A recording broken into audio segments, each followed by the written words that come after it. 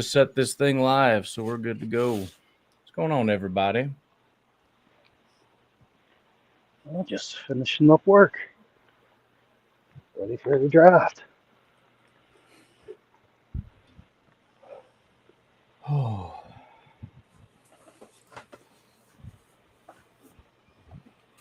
Woo. Got Goose out there walking through the woods. I love it. Yeah, man.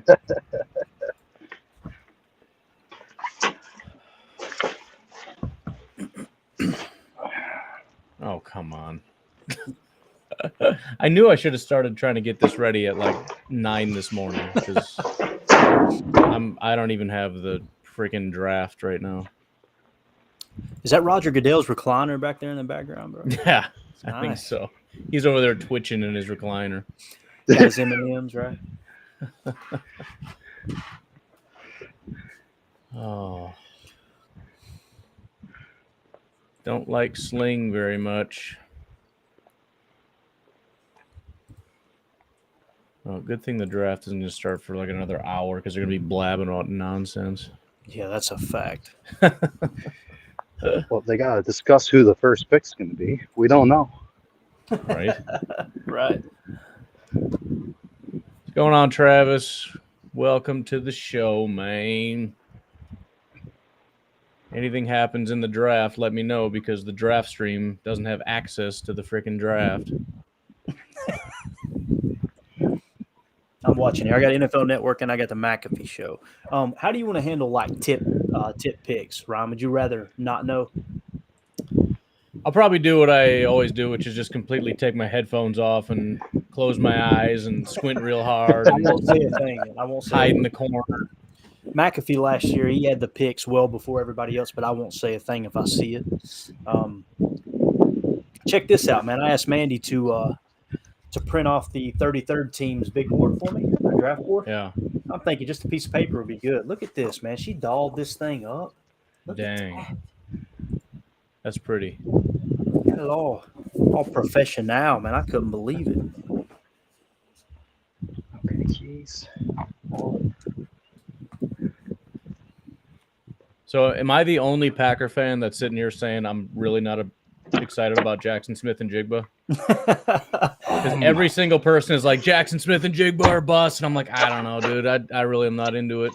Let's jump right into it, man. So my wide receivers, tier 4 is the first one, and that's Jordan Addison.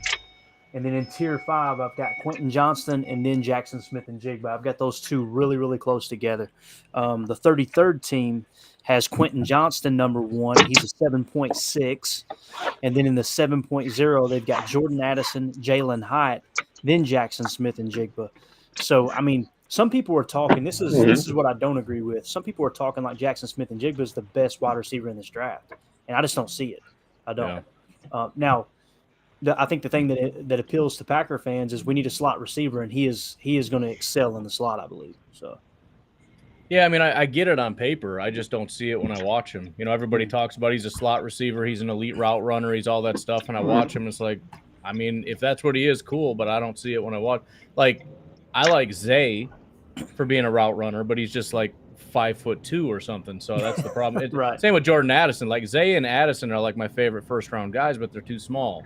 Right. Jackson Smith and Jigba is a good size, but I don't like him as a receiver. So I got you. I don't know. I can't get into really any of the receivers a ton.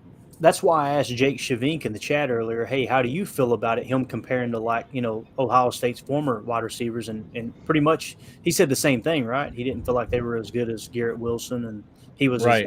Jackson Smith and Jigba isn't as good as Garrett Wilson.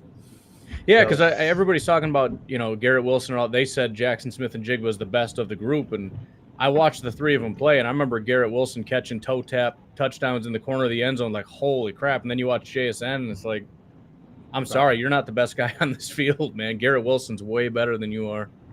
Here's the way that I run it, the filter I always run it through. When someone has an amazing combine/pro day, I immediately ask people if they hadn't showed up to that, right? If it was just I'm not saying they had a bad one, but you didn't know and they didn't show up, what would Jackson Smith and Jigba be on the big board? It wouldn't be near as high.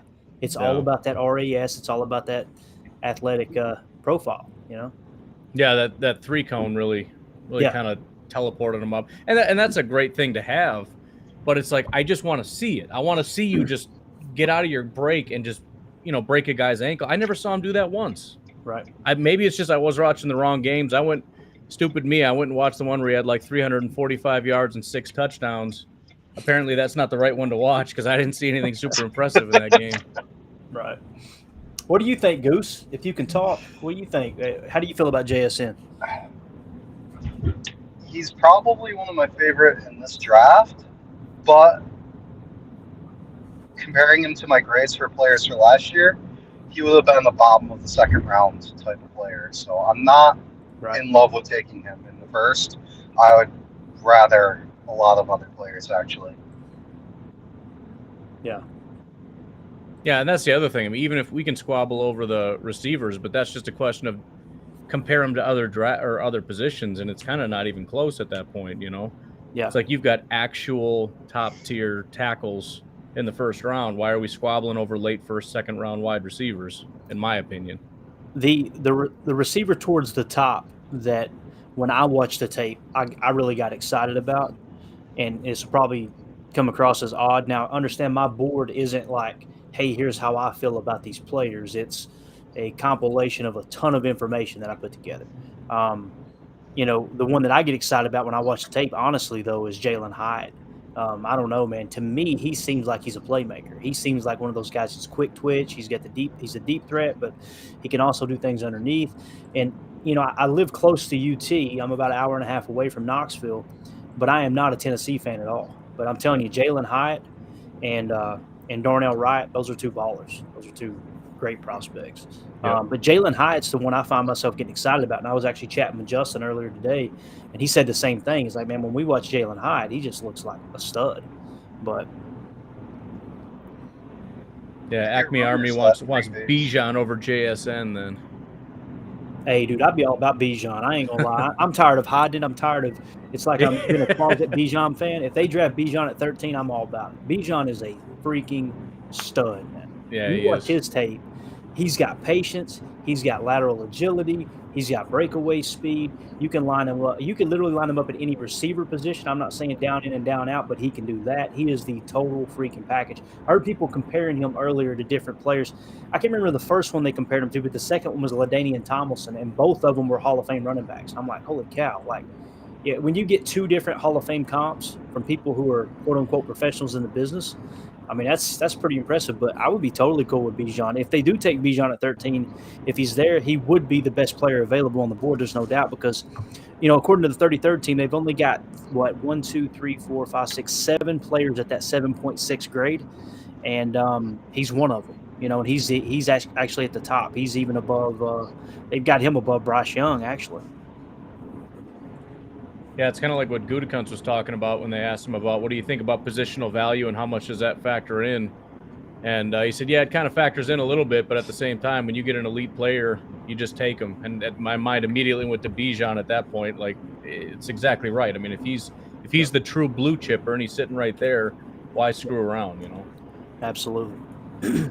We probably differ a little bit, but I feel the same way about when I look at the 33rd team's 7.6 grades, those 7 players I talked about. The only one I disagree with is Levis. I don't think he's on the same level as Bryce Young. At least on my board, it doesn't see that way. And when I watch the tape, I kind of feel like Stroud is the best passer in the draft, but Bryce Young is the best overall quarterback. And maybe if anyone could have the potential, I'm not saying he is or will be, but has the potential to be a Josh Allen type quarterback, then that would be Will Levis. But that doesn't mean it's going to pan out. I mean, if you watch the tape from 2021, Will Levis, I mean, he had all of us Kentucky fans like going nuts. But you watch the tape last year, granted, there's a lot of things that changed, and that offense sucked. He was the real deal in 2021. Like if he had been able to enter the draft that year, he would have been right there toward the top. He's got one of the quickest releases I've ever seen. But again, anybody who's putting mayo in the coffee, man, you can't trust him to run your organization. I'm sorry. Eating bananas with the peel on. Yes, psycho. But, what's up, guys? What's up, man? What's up? Jacob. Can you hear me? Backgrounds. How you feeling, Clayton? I'm good. How you feeling, man? You nervous? I'm a little bit nervous. Yeah, I had the day off, and I got up at like 4:30, and we started chatting in that Discord channel. And Shavank said, "Is he gonna join us? Is Jake gonna jump on?" Or? I don't know. I think he's got his own stream, but he said he hadn't slept in like a day. I bet. So, yeah, it's weird, man. I find myself, like, obviously I'm excited for tonight, but I'm more interested to see what happens in the later rounds of the draft. Yeah. It's where I focus more of my attention too. It's kind of the second round, man. I'm really excited about. There's going to be some really good ball players in the second round. Are you guys still team trade back? I kind of am. I think so. Like we were talking about before, I get a little nervous because every time we trade back, we lose all the guys we like. But I love the idea of being able to trade back, get another second round pick, and still get somebody that's high up on our board. Yeah. Well, let's talk about the first pick. Jake was saying today. Go ahead. Is that Goose? Yeah, it's Goose. He's in there somewhere. I'm driving. Oh. So the number one pick, we all agree is going to be Bryce Young, right? Pretty sold on that. Yeah. What do you think, Ryan? Sorry, I got so many technical issues. You guys just take it right now. Okay, you're good. You're good. So you think Bryce Young, Jacob? If you're saying number one overall, number one. Yeah, I just don't believe enough of the hype about I don't know. I would be interested to see where Richardson goes. I just don't understand where he's going to fit in. Basically, I've listened. A lot of people are saying that his first year is going to be just a scrap year. I mean, they just would have to scrap it. They'd have to get some sort of quarterback guru. Everything from somebody was saying that his delivery is like 0.4 of a second or something like that. So it'd be very easy for D-backs to make moves on it. Obviously he's got that tremendous ceiling, that upside, but I don't know. First round, especially, like, I don't know. I don't see a team that's willing to roll the dice on him that has that kind of draft capital and just throw away a first round pick and hope, Yeah.